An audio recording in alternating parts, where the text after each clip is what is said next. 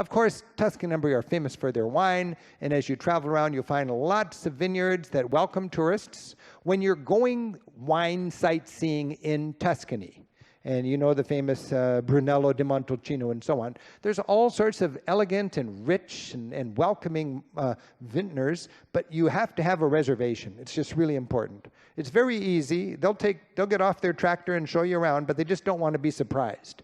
So in my guidebook, I've visited many of them. I've listed my favorites. It's very simple. You simply call them up a day or two in advance and say, can I come by? And they might pair you up with somebody else who's visiting or whatever. But it behooves you to take a little time to do your research, and then you meet a vintner. He takes you on a walk through the vines. He takes you into his cellar. He lets you taste the finished product. And it's an elegant look at the culture of Tuscany. Now, there are a lot of ways to fill it up for cheap when you're in Tuscany. And the Italians like their fancy wine, but they also like their filling stations. This is right outside of Orvieto, where local people bring their jugs and top up their table wine for the season.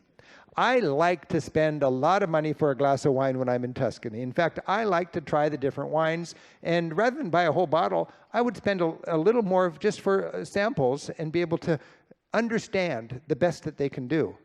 My favorite kind of restaurant is an enoteca in this area.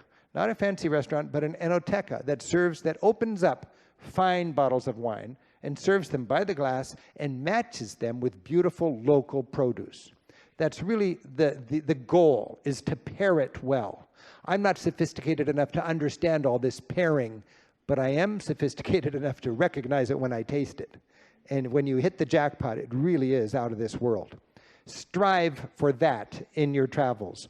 Open yourself up to letting somebody who really appreciates the fine wine and the local terroir to put it together so you can have that great Tuscan experience.